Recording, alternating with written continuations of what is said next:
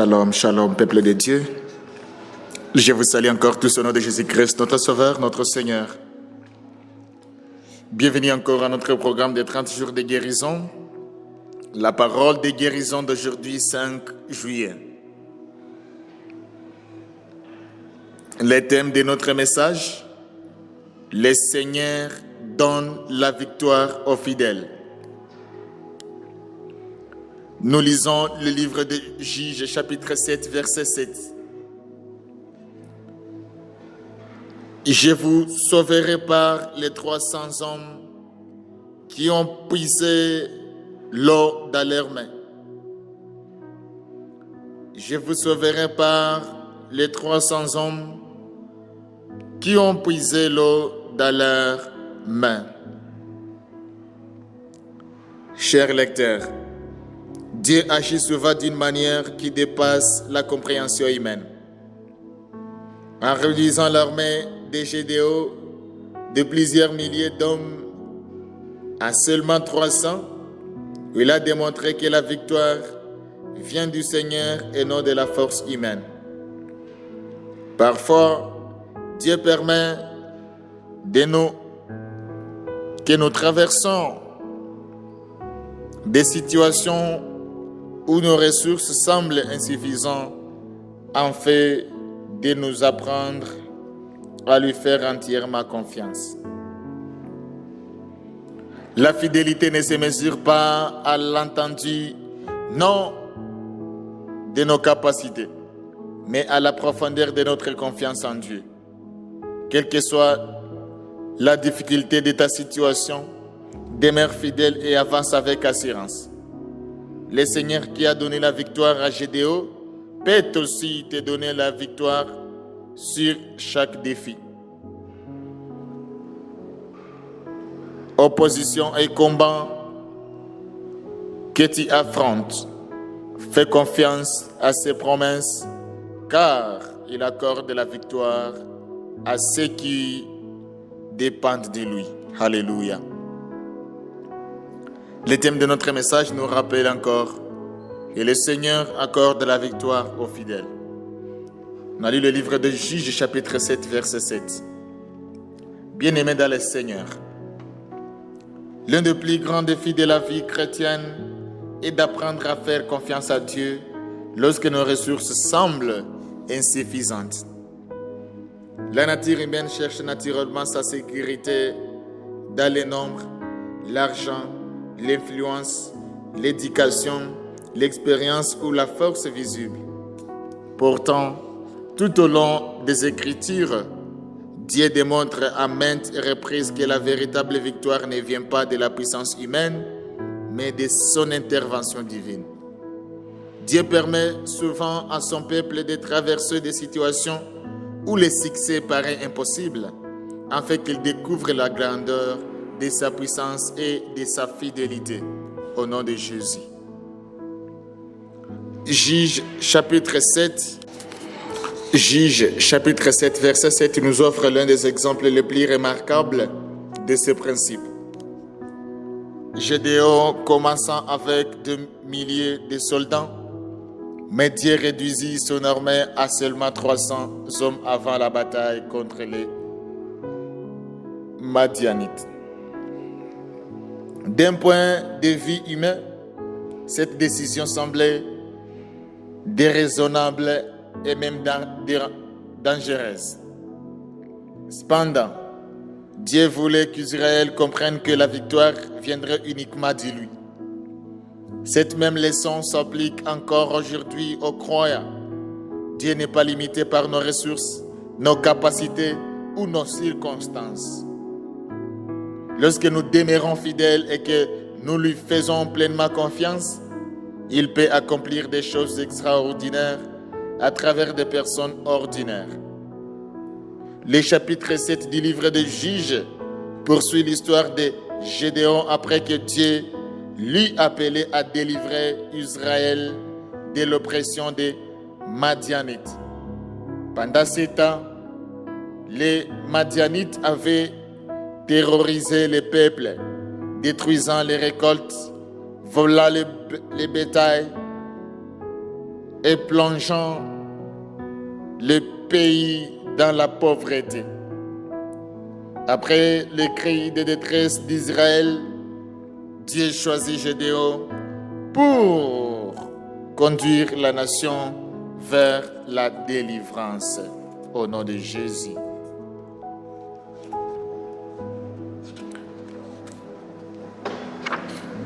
Alors que Gédéon préparait la bataille, il rassembla une armée de 32 000 hommes. Cependant, Dieu déclara que cette armée était trop nombreuse. Le Seigneur savait que si Israël remportait la victoire avec une telle force, le peuple pourrait croire que son propre courage et sa puissance étaient à l'origine du succès. Dieu demandant donc à Gédéon de réduire le nombre des soldats. Tout d'abord, 22 000 hommes effrayés retournèrent chez eux, laissant seulement 10 000 soldats. Pourtant, Dieu déclara encore qu'ils étaient trop nombreux. Il leur donna alors à Gédéon de conduire les hommes près de l'eau, afin de les observer pendant qu'ils buvaient. 300 hommes seulement lapèrent l'eau avec leurs mains, tandis que les autres furent renvoyés.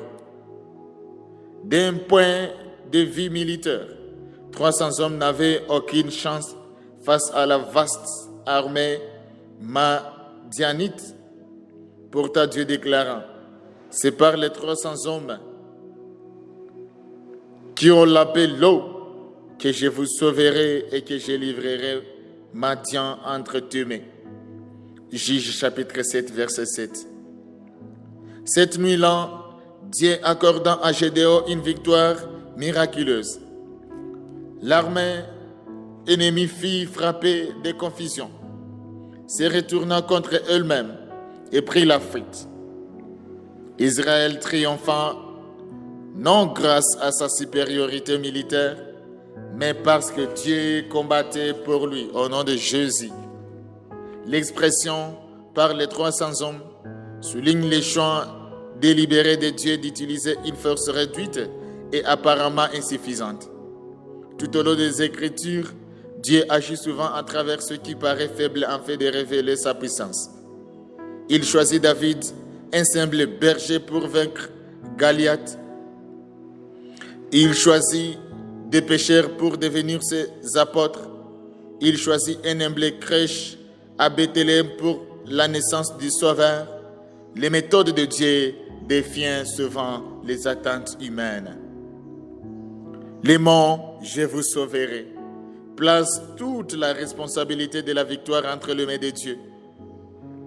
Gédéon devait obéir, mais c'était Dieu lui-même qui accomplirait la délivrance. Cela nous rappelle que les croyants sont appelés à être fidèles et obéissants. Mais le succès ultime appartient au Seigneur. Alléluia. L'expression « je livrerai Madian entre tes mains » révèle la souveraineté de Dieu. Avant même le début de la bataille, Dieu avait déjà décidé de son issue.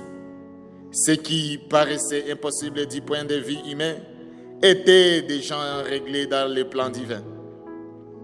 Les promesses de Dieu ne dépendaient pas des circonstances, mais de sa fidélité. La Madianite symbolise les défis écrasants auxquels les croyants sont confrontés aujourd'hui. Ils peuvent représenter les difficultés financières, les maladies, les conflits familiaux, les responsabilités ministérielles, les pressions académiques ou les combats spirituels. Le message de ce passage est qu'aucun ennemi n'est plus puissant que Dieu. Alléluia. Chers lecteurs, le message de Juge chapitre 7, verset 7 est particulièrement pertinent dans un monde qui mesure souvent le succès par les chiffres, la richesse, l'influence et la puissance visible. Beaucoup de personnes se découragent parce qu'elles manquent de ressources, d'opportunités ou de soutien. Elles se comparent aux autres et conclure qu'elles ne pourront jamais réussir. Au nom de Jésus. Pourtant, Dieu accomplit souvent ses plus grandes œuvres à travers ceux qui semblent le moins qualifiés pour réussir. Au nom de Jésus. L'histoire du Rwanda offre de puissants exemples de cette vérité. Après le génocide contre les Tutsis de 1994, beaucoup pensaient que le révèlement du pays serait impossible. Les ressources étaient limitées, les infrastructures détruites et les blessures profondes. Pourtant, grâce à la grâce de Dieu, à une vision claire, à la résilience du peuple, aux efforts de réconciliation et au travail acharné, un progrès remarquable a été accompli. Cela démontre que Dieu peut produire des résultats extraordinaires dans des situations qui paraissaient désespérées. Alléluia. À travers toute l'Afrique, de nombreux témoignages rencontrent des histoires similaires. Des petites églises sont devenues des grands ministères. Des étudiants issus des familles modestes sont devenus des leaders influents. Des entrepreneurs ayant commencé avec une très peu de capital ont bâti des entreprises qui accomplissent aujourd'hui de nombreuses personnes. Des communautés autrefois marquées par la pauvreté ont connu une véritable transformation. Dans beaucoup de cas, ces victoires ont commencé avec peu de ressources, mais une grande foi. Alléluia. L'apôtre Paul explique ces principes lorsqu'il écrit: mais Dieu a choisi les choses folles du monde pour confondre les sages. Dieu a choisi les choses faibles du monde pour confondre les fortes. Le déclare 1 Corinthiens chapitre 1 verset 27. Dieu prend plaisir à manifester sa puissance à travers ceux qui dépendent entièrement de lui. La fidélité ne se mesure pas à la grandeur de nos ressources, mais à la profondeur de notre confiance en Dieu. Ce passage nous conduit également à Jésus-Christ. Le monde ne s'attendait pas à ce que les salut viennent par un sauveur crucifié. Pourtant, à travers ce qui semblait être une faiblesse, Dieu a accompli la plus grande victoire de l'histoire. Par sa mort et sa résurrection, Jésus a vaincu le péché, la mort et Satan. Cela nous rappelle que les voies de Dieu sont souvent différentes des attentes humaines, mais qu'elles conduisent toujours à la victoire, au nom de Jésus. Ici, nous avons quelques questions de réflexion au travers la parole d'aujourd'hui, 5 juillet.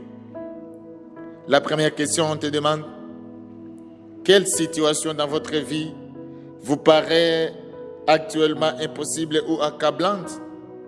Deuxième question: faites-vous davantage confiance à vos propres capacités ou à la puissance de Dieu? Troisième question: avez-vous déjà vécu une victoire que Dieu vous a accordée malgré des ressources limitées? Quatrième question: quelle leçon pouvez-vous tirer de l'obéissance de Gédéon face aux instructions inhabituelles de Dieu? La dernière question demande: comment Dieu vous appelle-t-il aujourd'hui à lui faire davantage confiance et à apprendre et à dépendre davantage de lui? Que Dieu nous aide, que Dieu nous accompagne, que Dieu nous guérisse. Prions ensemble pour la parole d'aujourd'hui. Père céleste, nous te remercions parce que tu es le Dieu qui accorde la victoire aux fidèles.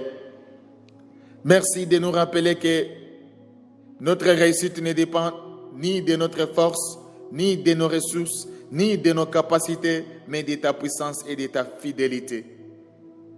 Seigneur, je prie pour chaque personne qui lit ces messages aujourd'hui. Fortifie ceux qui se sentaient dépassés par le défi de la vie. Encourage ceux qui pensent que leurs ressources sont insuffisantes. Soutiens ceux qui traversent des difficultés financières, des conflits familiaux, des problèmes de santé, des pressions académiques ou des responsabilités ministérielles.